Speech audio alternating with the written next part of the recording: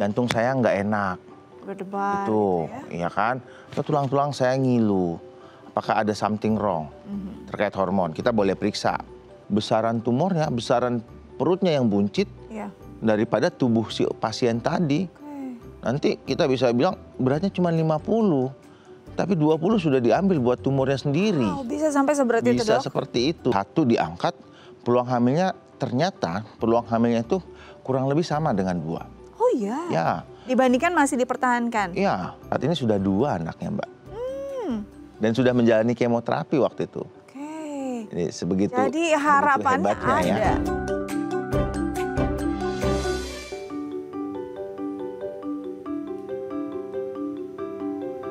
Halo pemirsa, apa kabar? Senang sekali saya Astia Dika bisa kembali menemani Anda di program talk show yang syarat informasi inspiratif, apalagi kalau bukan bincang sehati.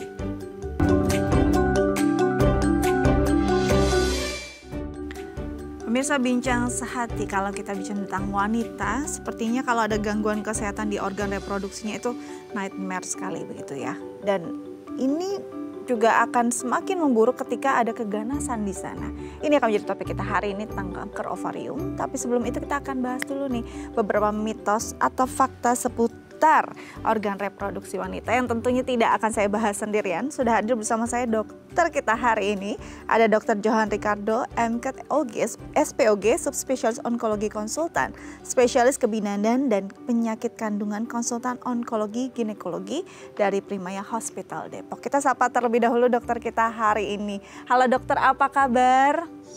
Baik, selamat pagi Mbak Dika. Selamat pagi, selamat datang di Bincang Sehati. Terima kasih. Hari ini kita akan bahas topik yang mungkin ditunggu-tunggu ya oleh banyak perempuan. Karena kesehatan reproduksi itu kayaknya number one gitu ya untuk perempuan. Tapi sebelum kita masuk ke tema utama, ada beberapa mitos atau fakta yang kita butuh luruskan nih dok. Mungkin masih salah kaprah dipahami oleh masyarakat. Baik. Yang pertama yang ingin saya tanyakan, mitos atau fakta dok, kalau haid dengan durasi lebih cepat itu lebih baik.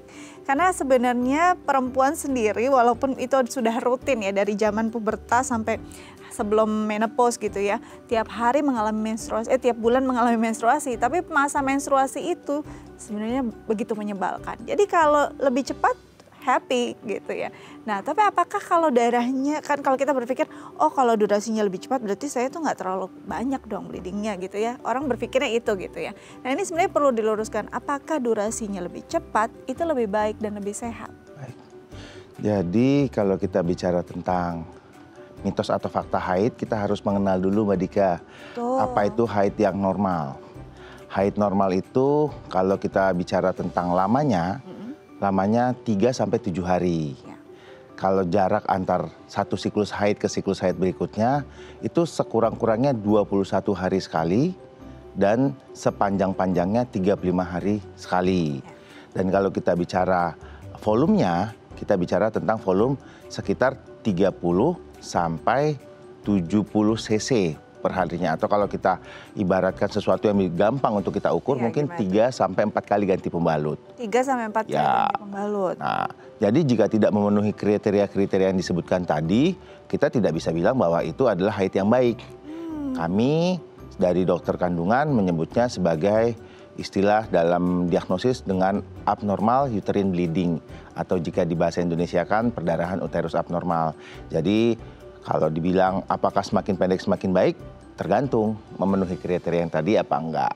Semoga bisa diluruskan ya mitos faktanya. Semoga bisa diluruskan nih. Jadi bukan permasalahan durasinya berapa lama, ada aturannya. Kalau melewati hal tersebut, istilahnya nggak checklist gitu ya, bisa jadi ada masalah. Sebaiknya ya memeriksakan diri. Gitu ya. Oke, selanjutnya adalah mitos atau fakta dok, kalau nyeri saat haid itu normal. Hampir semua perempuan merasakan nyeri saat haid gitu ya. Tapi memang intensitasnya, terus juga istilahnya tingkatnya tuh beda-beda. Ada yang nyeri kan juga kadang-kadang personal ya dok ya. Ada yang ambang nyerinya, istilahnya toleransi ambang nyerinya juga beda gitu. Tapi sebenarnya haid yang sehat itu apakah memang normal atau lumrah akan menyebabkan rasa nyeri? Nah, benar seperti yang Mbak Dika bilang tadi, bahwa pada umumnya haid akan menimbulkan rasa nyeri. Rasa nyeri timbul karena luruhnya bagian dalam dari dinding rahim yang akan keluar sebagai darah menstruasi. Proses itu kan diakibatkan oleh sirkulasi hormonal ya dalam tubuh seorang perempuan. Tetapi nyeri dikatakan normal jika tidak membutuhkan pengobatan. Artinya tidak butuh harus minum obat penghilang rasa nyeri nih. Atau tidak mengganggu aktivitasnya. Ya, jadi kalau kita bicarakan skor, salah satu skor yang paling gampang dilihat kan dengan visual analog scale, VAS ya. Nah, itu skala nyeri yang ringan, skala 1 atau skala 2 yang memang tidak mengganggu aktivitas dan tidak membutuhkan terapi apapun. Ya mungkin support jamu-jamuan masih dibenarkan ya, karena itu banyak berkembang. Kalau udah minum jamu lebih nyaman rasanya, itu silahkan saja. Gitu Mbak. Tapi kalau sudah sampai punya kebutuhan untuk mengonsumsi si perendah nyeri, itu sudah sesuatu yang harus diperiksakan juga itu apa penyebabnya. Tidak tertahan gitu ya? Benar. Jadi kita harus cari tahu penyebabnya, etiologinya apa yang membuat si perempuan tadi sampai merasakan nyeri yang sangat terkait menstruasinya. Soalnya ada yang bilang memang style haid saya begini gitu ya. Saya selalu nyeri di saat saya haid menstruasi. Tapi ada juga yang menjadi kebiasaan baru. Misalnya sebelum saya melahirkan saya nggak pernah begini. Tapi pasca melahirkan baru merasakan ini. Berarti hal-hal semacam ini harus di mapping satu persatu ya, Dok? Jadi kan dalam menangani suatu kasus kita tidak bisa memukul rata semuanya. Betul. Jadi kita harus memilahnya satu persatu. Dan histori sebelumnya harus kita gali lebih dalam supaya kita bisa mengenal karakteristik nyerinya kapan, datangnya saat kapan. Memang wajarnya itu permulaan haid ya, itu akan menjadi lebih nyeri dari sebelumnya. Tetapi lagi-lagi jika nyerinya sampai mengganggu, jika nyerinya sampai membutuhkan aktivitas, ada loh yang sampai guling-guling saking sakitnya, nah itu tidak bisa kita bilang nyeri haid yang benar ya. Jadi ya memang tidak semua juga nyeri haid itu pasti ada masalah.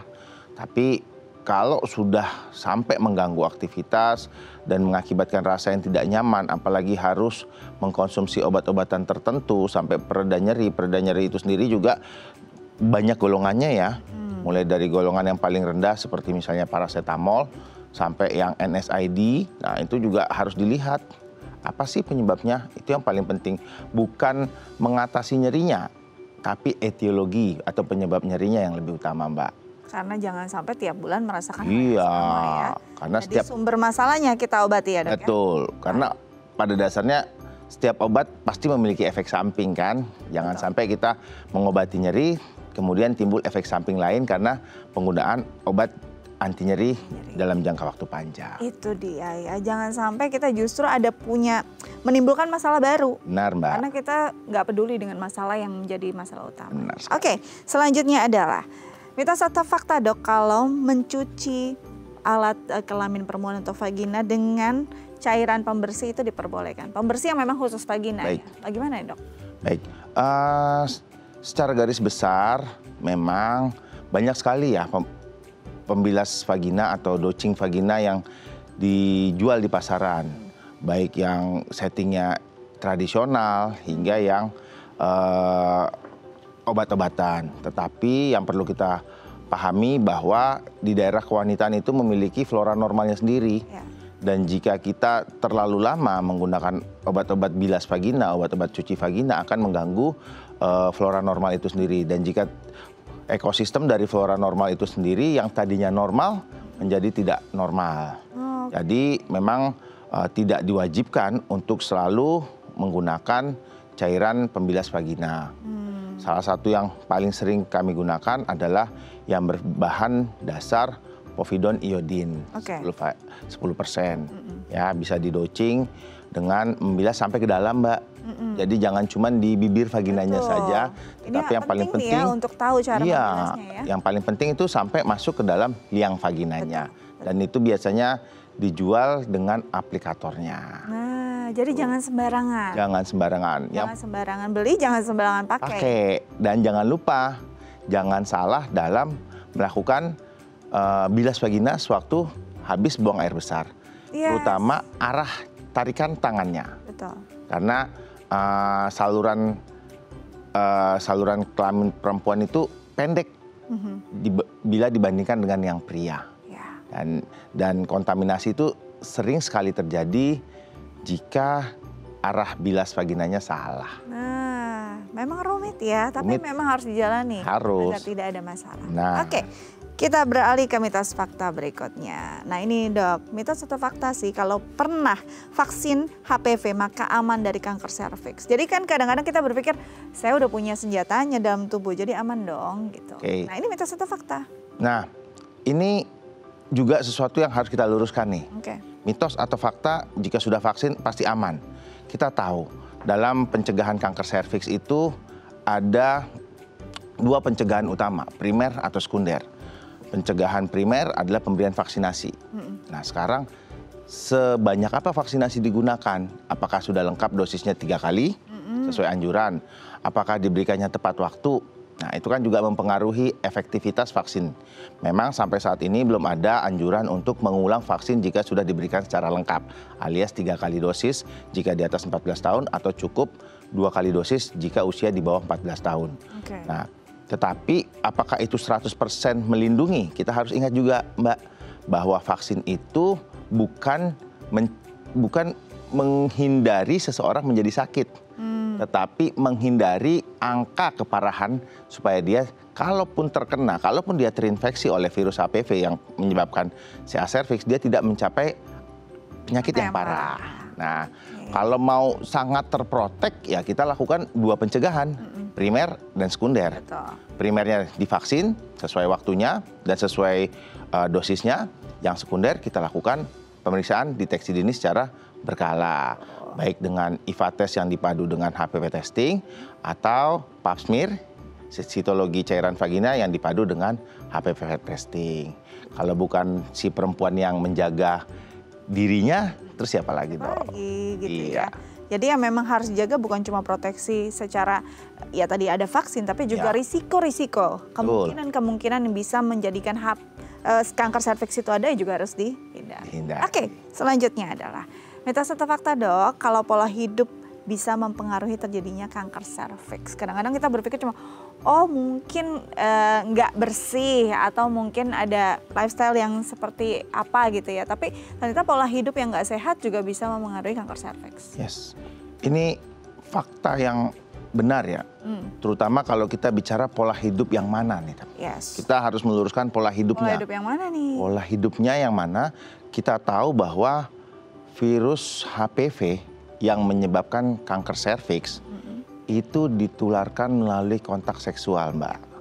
Jadi pola hidup yang harus kita jaga adalah pola kontak seksualnya. Berarti kita harus menghindari kontak seksual lebih dari 1 pasangan. Ya memang jatahnya 1 lawan 1. Nggak bisa dengan yang pihak lain. Karena semakin banyak pasangan untuk kontak seksual, semakin banyak resiko terjadinya penularan HPV. Yang perlu kita ingat bahwa baik si perempuan atau si laki-laki memiliki resiko menularkan yang sama.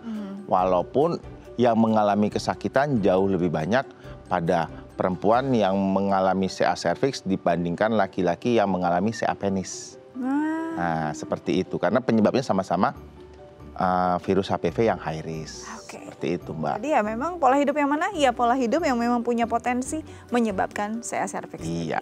Baik, sudah terjawab semua mitos fakta hari ini. Nanti kita akan lanjut dengan tema utama kita. Tapi usai jeda, pemirsa jangan kemana-mana. Tetap bersama kami di Bincang Sehati.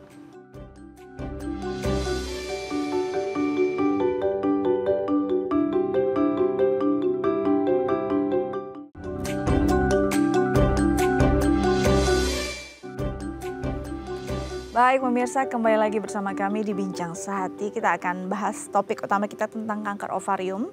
Bagi pemirsa di rumah yang mungkin punya pertanyaan terkait tema kita hari ini, bisa menelpon kami di 021 290 32644 atau DM ke Instagram kami di @bincangsehati.itv. Kita lanjut lagi dengan dokter kita hari ini adalah Dr. Johan Ricardo MKOG, spesialis SPOG, subspesialis onkologi konsultan, spesialis dan dari penyakit kandungan, konsultan onkologi, ginekologi dari Primaya Hospital Depok. Ini panjang sekali sampai susah bacanya. Maafkan Mbak. Oke dok, kalau kita bicara tentang kanker ovarium, ini kadang-kadang orang berpikir, oh Ya rahim itu bentuknya demikian, berarti kalau kena kanker ovarium semuanya dong gitu. Nah kita mau jelasin mungkin lebih sederhana ke masyarakat, karena kan kadang orang yang lebih familiar kanker serviks. Yes, ovarium itu ada di mana? Ya. Apa sih posisinya tuh di mana? Kok bisa kena kanker? Karena posisinya mungkin cukup dalam ya dok ya. Nah ini di mana dok? Secara anatomis ovarium perempuan ada di mana? Ya jadi kalau kita bicara tentang organ genitalia atau organ kelamin perempuan, ovarium itu berada di sisi bagian dalam, bersamaan dengan rahim. Jadi organ genitalia interna atau organ kandungan bagian dalam itu terdiri atas rahim, ovarium kanan dan kiri, beserta saluran telur yang kita sebut sebagai tuba falopii kanan dan kiri. Posisinya itu berada di kanan dan kiri daripada si rahim, si uterus. Jadi uterus itu diapit oleh sepasang tuba dan ovarium di sebelah kiri dan sepasang tuba dan ovarium di sebelah kanan. Nah, jadi memang karena Tuhan sudah menciptakan sepasang, kalau misalnya satu terjadi masalah, tugasnya bisa di take over oleh ovarium sebelahnya. Demikian Mbak. Baik, jadi kita punya dua ya. Ya, kita punya dua, ovarium. Kanan dan kiri. Kanan dan kiri. Ya. Fungsinya sendiri biasanya apa sih dok? Yang mungkin orang pikir, oh itu berarti produksi sel telur di situ gitu ya. Nah tapi sebenarnya fungsi yang mungkin real kita bisa rasakan juga di tubuh kita dari si ovarium itu apa dok? Ovarium itu fungsi utamanya ada dua. Satu menghasilkan sel telur. Fungsi kedua yang mengatur hormon perempuan. Dari mulai jaras yang kita sebut dengan jaras HPO, hipofisis, pituitari, dan ovarium. Jaras ini harus baik supaya apa? Supaya proses hormon yang akan berakhir dengan adanya menstruasi pada tubuh seorang perempuan bisa berjalan dengan baik. Nah, menstruasi itu kan rangkaian proses hormonal yang target utamanya adalah untuk membesarkan indung telur dan menebalkan dinding rahim. Sehingga ketika si perempuan tadi dibuahi di masa suburnya, si folikel telur yang sudah matang tadi akan bertumbuh menjadi cikal bakal konsepsi yang nanti akan bertumbuh terus menjadi cikal bakal janin. Demikian Mbak. Jadi memang yang paling dirasakan ketika fungsi untuk fertilitasnya sudah habis, ya paling tidak dia sudah mulai sulit untuk hamil, secara teori di atas 40 tahun ya, tetapi fungsi hormonalnya masih berjalan. Karena seorang perempuan rata-rata di Indonesia kita tahu bahwa menopause atau mati haid itu berakhir di usia 50 sampai dengan 51 tahun. Walaupun hamil di atas umur 40 mulai sulit, tetapi proses hormonalnya masih berjalan. Jadi itu jelas fungsinya seperti apa untuk tubuh manusia, khususnya perempuan. Ya.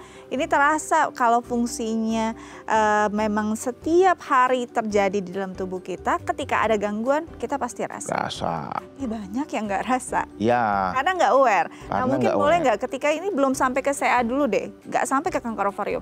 Ovariumnya terganggu saja, apa yang bisa dirasakan? Apakah haidnya bisa jadi terganggu atau mungkin secara hormonal juga akan ada gangguan yang cukup signifikan pada perempuan? Jadi kalau misalnya ada gangguan dari ovarium, yang paling gampang kan satu tadi kita bilang bahwa fungsinya adalah fungsi hormon. Betul. Fungsi hormon itu banyak sekali yang bisa kita lihat. Misalnya nih, kok saya mood swing ya, dokter ya, wajah saya kok panas aja terus, jantung saya nggak enak. Berdebar. Itu, ya kan? Atau tulang-tulang saya ngilu. Apakah ada something wrong terkait hormon? Kita boleh periksa. Dari periksa kita lihat gambaran ovariumnya dulu dengan menggunakan imaging sederhana, ultrasound, baik secara transabdominal melalui perut ataupun transvaginal melalui liang vagina, ya.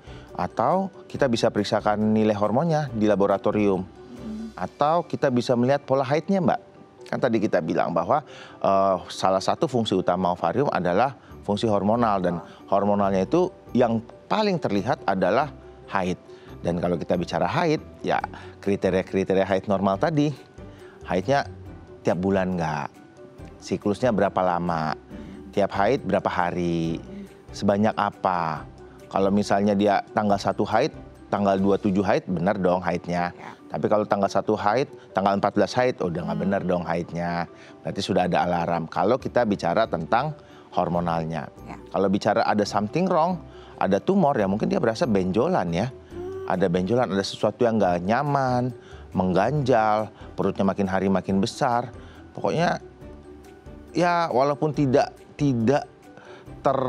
terlihat secara signifikan langsung gitu ya, tapi pasti si perempuan tadi harusnya merasakan ada yang nggak enak nih di saya nih. Ada yang kayak mengganjal gitu ya, walaupun tidak teraba secara benar-benar secara fisik gitu ya. Iya Mbak. Ini harusnya memang kalau kita aware perlahan demi perlahan ada perubahan dari fungsi ovarium tadi kok kayaknya nggak support benar lagi dan optimal dalam tubuh. Betul.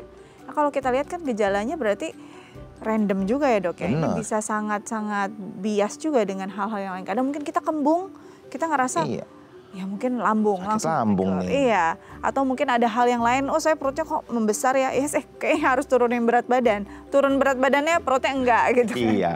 Nah ini gimana dok, untuk kita mungkin bisa deteksi dini, apakah ada hal-hal yang khas, gejala yang paling khas dari kanker ovarium? Kalau gejala paling khas dari kanker ovarium itu belum ada ya sampai saat ini. Deteksi dininya juga belum ada ya. Cuman kita harus tahu bahwa familial history itu memiliki peran kunci yang penting, ya, terutama dalam garis keturunan perempuannya. Jadi si perempuan tadi, ibunya, kakak ibunya, eyangnya, tapi dari garis perempuan. Yang mau kita lihat apa sih? Ada nggak tumor lain? Ada nggak keganasan lain? Walaupun bukan ovarium. Contoh, payudaranya. Ada nggak masalah dengan payudaranya? Ada nggak masalah dengan CA kolon, keganasan di usus besar? Nah, itu kan harus ditelaah. Ya, familial history. Terus ya kemudian gejalanya seperti yang kita bilang tadi, benjolan, bloating, rasa begah, nggak nyaman, khas untuk penyakit lambung, dikit makan kok kenyang ya. Lama-lama kok makin nggak enak nih perut saya. Nah, seperti kita tahu ovarium itu berada di perut bawah. Ketika tumornya makin lama makin besar, dia akan memperlihatkan gambaran yang khas. Perutnya membuncit, mungkin bisa disertai adanya timbul cairan di dalam perut yang kita sebut sebagai asites, ya, atau juga bisa penyebaran ke tempat lain, atau mulai mengganggu organ-organ sekitar, terutama kandung kemih dan usus. BAK-nya, pipisnya makin sering tapi sedikit-sedikit, BAB-nya mulai susah nih, ya kan? Terus makan sedikit penuh rasanya aja. Gejala-gejala itu yang timbul kemudian yang ketika tumornya sudah mulai membesar ya, keluar dari rongga panggul. Nah, seperti itu Mbak. Hal semacam ini justru baru bisa terasa mungkin ketika grade-nya sudah naik nih, udah tinggi. Nanti kita bahas lagi. Ini benar-benar perlu, istilahnya kita lebih aware sih, agar jangan sampai di posisi tersebut kita baru tahu ya dok. Perlu aware, cuman sering abai ya. Sering abai, makanya perlu ada dokter di sini ya, biar kita nggak abai. Oke, kita akan lanjut lagi, usai jeda, jangan kemana-mana. Tetap bersama kami di Bincang Sehati.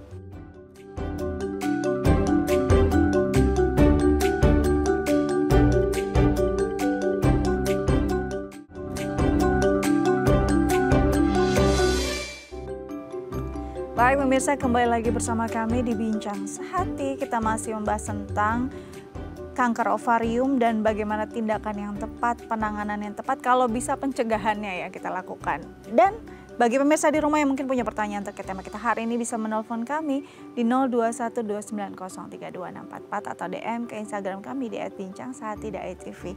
Kita lanjut lagi dengan Dr. Johan Ricardo, MKet OG, SPOG, Subspesialis Onkologi Konsultan, Spesialis Kebidanan dan Penyakit Kandungan, Konsultan Onkologi Ginekologi dari Primaya Hospital Depok. Oke, dok, kalau kita bicara tentang kanker ovarium, ini ada jenisnya nggak sih? Apakah memang kanker ovarium sama semua, hanya grade yang berbeda, atau secara jenis juga ada perbedaan? Ya, jadi kalau kita bicara tentang kanker ovarium Mbak, kita bicara tentang lapisan ovarium, dari mana si sel kanker tadi berkembang. Paling sering 75% hingga 80% itu berada di jenis epitelial, artinya di permukaan. Ya, di permukaan.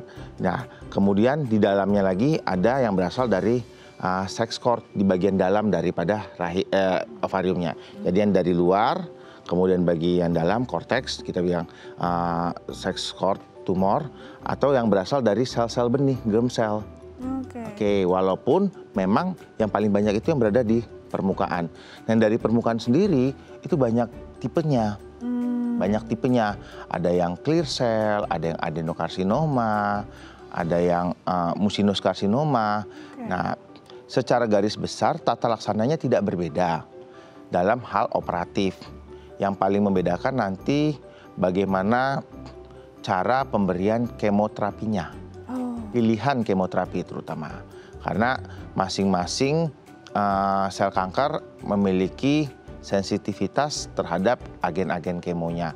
Jika nanti dibutuhkan adjuvan terapi tambahan setelah dilakukan operasi. Walaupun memang tidak semua memerlukan tindakan tambahan, tetapi yang paling penting kita tahu dia berasal dari sel yang mana, terutama untuk tata laksana tambahannya, Mbak. Nah, ini asal sel yang mana, apakah juga dipengaruhi dari penyebabnya? Atau tidak sama sekali? Tidak. Jadi sampai saat ini memang etiologi pasti daripada kanker ovarium itu kan masih belum diketahui. Jelas ya? Belum diketahui, tapi diduga faktor hormon memegang peranan besar. Oke, cuman karena yang paling luas permukaannya adalah lapisan luar, itu makanya kita juga tidak heran bahwa yang paling banyak keluar sel kankernya berasal dari lapisan luar atau yang kita biasa sebut sebagai sel tipe epitelial karsinoma. Seperti itu. Baik, kalau misalnya dalam faktor penyebabnya juga masih belum terlalu jelas yang mana, apa, tindakan apa, atau mungkin kebiasaan apa dong hal-hal yang mungkin bisa menjadi proteksi diri agar nggak sampai ke sana. Biasanya kadang-kadang orang masalah perempuan, masalah siklus juga nggak terlalu perhatiin, ya kan? Masalahnya tadi bahkan sudah nyeri guling-guling juga nggak dianggap sebagai isu gitu. Apakah hal semacam itu bisa menjadi indikator bahwa sebenarnya ada masalah di ovariumnya? Ya, tadi bahwa kita cerita di awal bahwa family history itu memiliki peranan yang penting. Wow. Ya, jadi tidak mesti dia ada keganasan di organ kandungan ya, organ lain. Payudara, usus, gaster atau lambung. Nah itu kita harus aware bahwa di generasi yang lalu ada keganasan. Apakah saya kena atau saya terlewat? Nah memang tidak dianjurkan untuk, belum ada ya anjuran, bukan tidak dianjurkan ya, belum ada guideline resmi yang semua perempuan periksain deh tuh ovariumnya setiap 6 bulan kah, setiap setahun. Tetapi dengan kita memiliki family history, kita punya resiko. Dan ketika kita merasakan something wrong dengan badan saya, dengan pola haid saya, nah tidak ada salahnya kita segera memeriksakan. Nah, yang paling penting kita lihat dulu organ genitalia internanya yang terdiri atas rahim, kedua indung telur dan kedua saluran telur, itu aman apa enggak? Itu dulu.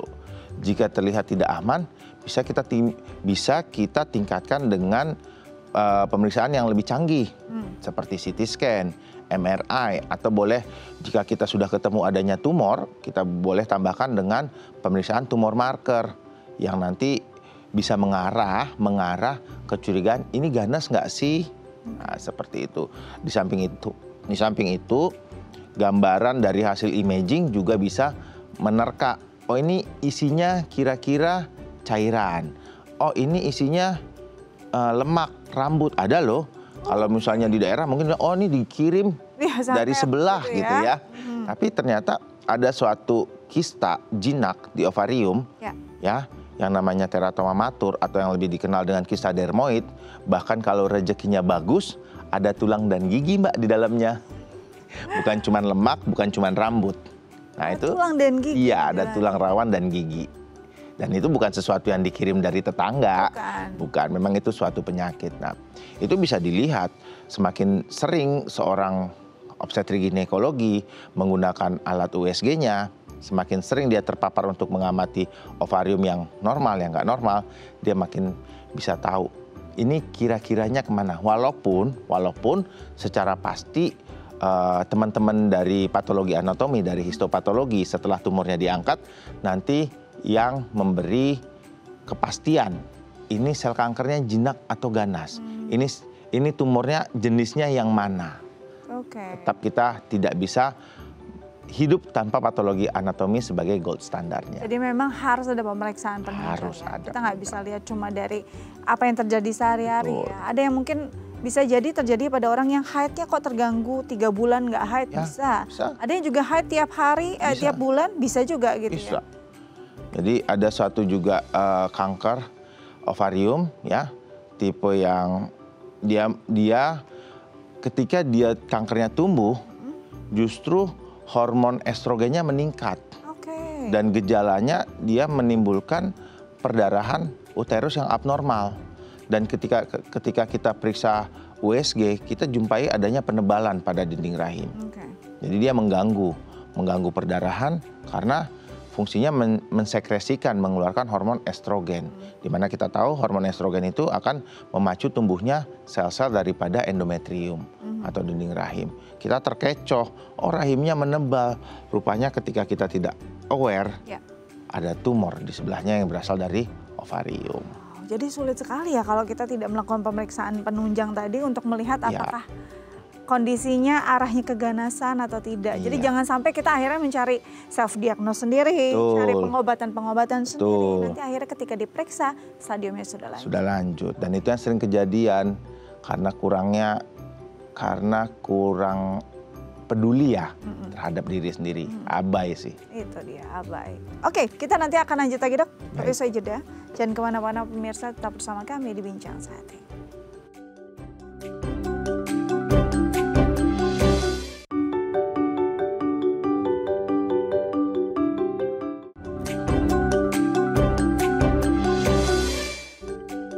Baik pemirsa, kembali lagi bersama kami di Bincang Sehati. Kita masih membahas tentang kanker ovarium, dan bagi pemirsa di rumah yang mungkin punya pertanyaan terkait tema kita hari ini bisa menelpon kami di 0212903244 atau DM ke Instagram kami di @bincang_sehati.tv. Kita lanjut lagi dengan dokter kita hari ini, Dr. Johan Ricardo MKet OGS, POG, subspesialis onkologi, konsultan, spesialis kebidanan dan penyakit kandungan, konsultan onkologi, ginekologi dari Primaya Hospital Depok. Baik, Dok. Tadi kita bicara tentang banyak orang yang memang akhirnya abai. Karena memang begitu bias ya tanda-tandanya. Kita nggak bisa bilang, oh ini nih, kalau misalnya flu jelas ya bersin, batuk, flu gitu. Kalau kanker ovarium kan nggak jelas. Dan itu memang perlu pemeriksaan penunjang. Kapan kita harus memeriksakan diri? Ketika kita merasa ada yang nggak nyaman gitu dalam kondisi mungkin siklus kita ada yang nggak beres, atau ada yang nggak nyaman di area-area yang kita tengarai, itu adalah area reproduksi kita. Kapan sih kita harus ke dokter? Ya, yang paling sering itu ya seorang perempuan ke dokter itu justru ketika nggak punya anak, Mbak. Yes. Ya. Sulit memiliki keturunan ya. Ketika dia nggak punya anak. Nah, ketika dia nggak punya anak, dia baru ke dokter. Kadang-kadang bahkan haidnya, emang haid saya banyak-banyak, Dok, mau apa 10 hari, mau apa gitu. Supaya dia sudah abai di situ. Ya. Ternyata ketika kita MCU juga bahkan kadang-kadang kedapetan. Baru ketahuan. Oh, ada kista. 5 cm. Tapi tidak semua kista langsung dianggap berbahaya. Karena ada kriteria, terutama ukuran dan volume. Ukuran di atas 8 cm atau volume di atas 25 mili. Baru kita ada rencana untuk operasi, ya apapun jenis operasinya, karena pilihan operasinya itu sendiri banyak. Nah, selebihnya ya itu tadi, karena juga tidak ada panduan yang ada screening nih untuk keganasan ovarium. Nah, dan banyaknya keabaian dari perempuan tadi mengakibatkan kanker ovarium itu datang sudah terlambat. Kalau saya beranggapan bahwa tumornya numpang hidup di orang. Jadi kalau bandingin orang secara keseluruhan, dengar tumornya, besaran perutnya yang buncit daripada tubuh si pasien tadi. Nanti kita bisa bilang beratnya cuma 50, tapi 20 sudah diambil buat tumornya sendiri. Wow, bisa sampai seperti itu, Dok? Bisa seperti itu, Mbak. Nah, keabaian itu yang sampai sekarang tuh harus dicari solusinya kenapa. Nah, memang padahal ya fasilitas sudah banyak, sarana kesehatan sudah banyak. bantuan pemerintah juga sudah banyak. Tapi bagaimana supaya masing-masing dari kita nih, terutama perempuan-perempuan Indonesia lebih abai, nah itu yang harus dicari tahu. Lebih aware ya. Iya. Ya. Jangan sampai tadi yang dokter bilang, oh saya emang biasanya begini, biasa nyeri kok, biasa ada haid yang memang lebih dari 7 hari dengan volume yang banyak. Nah ini sebenarnya perlu dicurigai. Perlu. Jadi segala sesuatu pada organ reproduksi yang mengakibatkan kelainan, ya sebaiknya ditelusuri. Betul.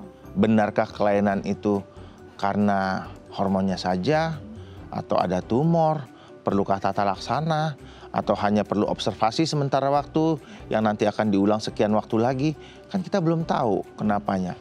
Yang mencari tahu kenapanya setelah kita melakukan investigasi, setelah kita melakukan pemeriksaan. Nah ini yang kita tidak dapatkan, banyak yang abai. Ya mungkin kalau saya pribadi menilainya karena daerah kewanitaan itu sensitif ya Mbak ya. Entah nanti si pasiennya merasa tidak nyaman atau pasangan pasiennya yang merasa tidak nyaman. Padahal makin kesini sekarang jumlah sejawat obgyn perempuan makin banyak loh. Jadi tidak mesti ke kami yang laki-laki, ke sesama perempuan juga banyak. Dan dokter-dokter kandungan onkologi yang perempuan juga jumlahnya makin hari makin banyak. Jadi banyak pilihan. Banyak pilihan sebetulnya. Dibandingkan tidak memeriksakan diri. Iya. Karena tadi mungkin enggan gitu, ada rasa tidak nyaman. Sebenarnya pilihannya sudah banyak. Oke. Jadi jangan jadikan kebiasaan itu jadi suatu pembenaran. Dan jangan jadikan hambatan untuk kita lebih sehat. Oke, sebelum kita lanjut nih Dok, ada pertanyaan dari pemirsa lewat DM Instagram kita. Saya bacakan ya Dok ya. Dari @Jesslyn. Selamat pagi Dok, apakah kanker ovarium bisa terjadi pada wanita yang belum menikah dan belum aktif secara seksual? Lalu jika mengalaminya apakah masih bisa hamil Dok? Oke. Baik. Ini Mbak Jesslyn ya, silakan Dok. Selamat pagi ya Mbak Jesslyn ya. Jadi kanker ovarium itu bisa menyerang siapa saja. Mau menikah, belum menikah? 2 tahun pun bisa Mbak. Wow, umur 2 tahun? Ya, karena secara garis besar ovarium kan sudah ada sejak seorang perempuan itu dilahirkan. Ya, permasalahannya walaupun hormonalnya belum aktif, tapi kan sudah ada benih-benihnya di sana. Ya, memang menjadi masalah ketika si perempuan tadi, 1 usianya sangat muda, 2 baru menikah belum memiliki keturunan. Yang ketiga, perpaduan keduanya itu sulit sekali. Karena nanti akan terkait dengan kodrat perempuan ini mau gimana nih ke depannya. Seperti kita tahu kodrat perempuan itu cuma 2 sih ya. Tanggung jawabnya banyak kalau kodratnya cuma 2. 1 haid, 2 melahirkan. Dan ovarium ini pegang peranan terhadap kedua kodrat perempuan tadi. Ya, pada pasien-pasien yang kita ketahui dia masih stadium awal, kita bisa mempreservasi, kita bisa mempertahankan fungsi fertilitas dan fungsi hormonnya. Artinya kita hanya mengangkat ovarium yang sakit saja, kemudian kita angkat bagian lainnya seperti lemak usus atau omentum, kelenjar-kelenjar panggul hingga kelenjar perut, para aorta. Kemudian kita menilai nanti sudah stadium berapa. Sehingga nanti kita membutuhkan tambahan terapi berupa kemoterapi atau tidak, atau operasi sudah cukup. Nah, tetapi kalau dia hanya jinak saja ya kita bisa angkat, bahkan kistanya saja kita kupas, bisa kita kerjakan. Kupas seperti kita makan buah pisang. Iya, dibuka ya. Ya, kita buka terus kulit pisang tadi, ovarium tadi kita rapikan lagi sehingga tidak ada ovarium yang terbuang. Kita angkat kistanya saja. Tapi harus dipastikan betul apakah itu jinak atau ganas. Salah satu teknologi yang bisa kita pakai adalah teknologi potong beku atau frozen section atau bahasa Belandanya frescope. Banyak sudah di rumah sakit di Jabodetabek sekarang punya itu. Jadi ketika kita operasi dalam waktu kurang lebih 45 sampai 1 jam, kita sudah bisa tahu tumor yang kita angkat itu jinak apa ganas. Operasi berhenti sampai pengangkatan tumornya saja, atau operasi kita lanjutkan menjadi surgical staging untuk mengangkat organ-organ lain untuk mengetahui stadiumnya sudah sampai di mana. Nah, seperti itu. Nah, memang akan sangat sulit seperti yang saya bilang tadi di awal kalau sudah melibatkan usia dan status sudah punya keturunan atau belum. Oke, nah ini dok nih, kadang-kadang yang paling ditakutkan adalah ketika saya didiagnosa kanker ovarium harus diangkat. Ya. Nah ketika diangkat, kalau dua-duanya mungkin ya sudah lah ya, harapannya mungkin pupus. Kalau salah satunya nih, kadang masih ada keraguan, apakah fungsi hormonnya masih bekerja dengan baik? Mungkinkah saya bisa memiliki keturunan? Bagaimana nih dok? Ya, jadi kalau misalnya satu diangkat, peluang hamilnya ternyata itu kurang lebih sama dengan 2. Oh iya? Ya. Dibandingkan masih dipertahankan? Iya. Kenapa? Karena ketika setiap perempuan itu sampai di masa suburnya, hanya satu di antara kedua indung telur itu yang tumbuh folikel dominannya. Kecuali si pasien tadi mendapatkan obat-obatan untuk merangsang ovulasi. Ya, dalam teknologi kehamilan berbantu seperti bayi tabung, seperti inseminasi, kita memacu supaya sel telur yang tumbuh yang dominan lebih dari 1 dan tidak di ovarium yang sama. Nah, tapi kalau alamiah secara teori kanan atau kiri salah satu saja. Dan ketika dia tidak punya lawan, artinya ketika yang satu sudah diangkat, berarti semuanya akan terfokus pada satu ovarium sisa yang tertinggal. Nah, jadi peluang untuk hamilnya masih sangat besar. Saya pernah punya pasien, dia waktu itu kanker ovarium, ya belum menikah. Saat ini kebetulan sudah menikah, waktu menikah dia kasih undangan. Saat ini sudah 2 anaknya Mbak. Dan sudah menjalani kemoterapi waktu itu. Jadi Jadi harapannya ada. Ya. Iya. Ketika ovariumnya memang hanya 1, tapi fungsinya sebenarnya masih sama ketika ada 2 dibandingkan masih mempertahankan yang ada cancernya tadi ya. Jadi jangan ragu karena pilihannya banyak, teknologi juga sangat. Betul. Dan dunia belum berhenti sampai sana ya. Betul. Nanti kita lanjut lagi usai jeda. Pemirsa jangan kemana-mana. Tetap bersama kami di Bincang Sehati.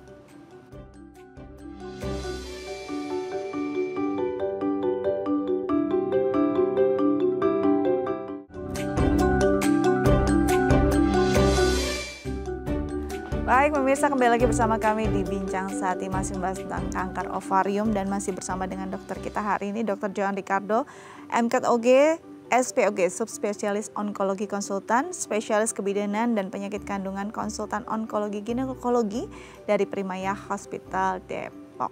Oke, dok, tadi kita terpotong pada pengangkatan 1 ovarium yang masih bisa berfungsi, masih bisa istilahnya masih ada kans untuk memiliki keturunan. Betul. Sama besarnya dengan ada 2. Nah kadang-kadang orang berpikir kalau cuma 1 saya jangan-jangan haidnya cuma 2 bulan sekali lagi. Karena fungsi hormonnya keganggu. Ini juga berarti harus ditepis benar-benar. Akan secara normal juga? Kembali seperti normal? Akan normal saja. Wow. Menjadi tidak normal kalau ternyata dia kurang beruntung, yang satunya sakit, tumbuh tumor lain, yang di ovarium yang ditinggalkan, ya. Jadi tidak selamanya dunia itu berakhir, haidnya berhenti, keturunannya hilang, ketika satu ovarium harus diikhlaskan, seperti itu. Dan akan lebih baik juga cepat gitu ya dilakukan. Ya, cepat ditangani. Ini akan berpengaruh nggak dok ketika bagian 1 terkena keganasan, bagian yang lainnya didiamkan, makin lama waktunya untuk mengambil keputusan akan ada kemungkinan ada masalah di ovarium yang kedua? Ya, jadi ketika kita sudah mengetahui adanya keganasan, yang membedakan keganasan kanker pada umumnya dengan tumor jinak lainnya adalah kanker itu menyebar Mbak, dan bertumbuh dengan waktu cepat. Sangat cepat. Sementara tumor jinak ya dia bertumbuh, cuman dia nggak kemana-mana dan waktunya lama. Ya. Jadi yang kita takut bukan cuma dia menyebar dari kanan ke kiri gitu ya, tapi dari kanan ke seluruh perut, nyebrang ke rongga dada, sampai menimbulkan cairan di paru-paru, ya. Bintil-bintil di usus atau bahkan menyusup sampai ke dalam lumen usus, bagian dalam daripada usus yang harus mengakibatkan ususnya dipotong. Nah kan sayang sekali ketika sudah datang dalam stadium jauh, pilihan pengobatan semakin sedikit, kemudian peluang sembuh semakin kecil. Nah, jadi kesedihan itu bukan cuma punya pasien, kesedihan itu juga punya sang dokter, para medis yang menerima si pasien tadi. Jadi walaupun harus ada yang dikorbankan ketika sudah merasa tidak nyaman atau ketika sudah didiagnosis adanya suatu tumor dan mungkin tumor ganas, ya jangan takut untuk menjalani pengobatan dengan baik. Itu dia. Itu sih. Jadi memang harus cepat karena memang jenisnya si karakteristik dari si keganasan ini tuh memang begitu cepat. Betul. Gitu ya dok ya menyebarnya. Jangankan cuma menyebar di istilahnya di rahim saja, kemana-mana pun bisa. Jangan sampai kita datang dengan kondisi demikian. Iya. Dan ada beberapa organ yang sulit untuk ditangani. Contoh ya, kalau sudah menyebar sampai ke organ yang sesama organ yang berada di dalam rongga perut. Oke. Hati. Hati itu relatif tidak respon dengan apapun. Dengan obat-obatan kemo. Kalau masanya cuma satu, cukup kecil kita bisa korbanin hatinya. Tapi kalau yang namanya penyebaran itu masanya itu nggak pernah satu, Mbak.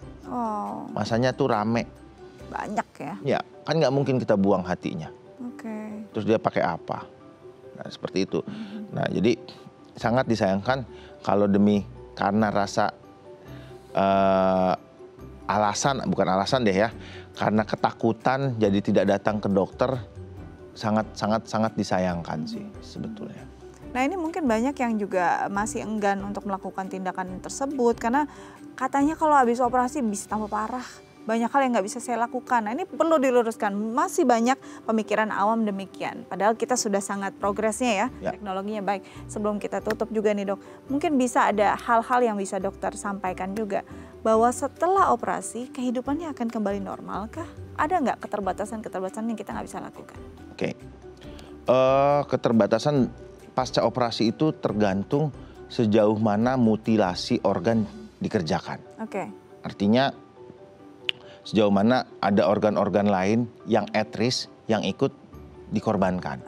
Contoh misalnya ketika kita harus melakukan pemotongan usus. Ketika usus bisa disambung dan tetap berada di dalam perut mungkin lebih nyaman untuk pasien.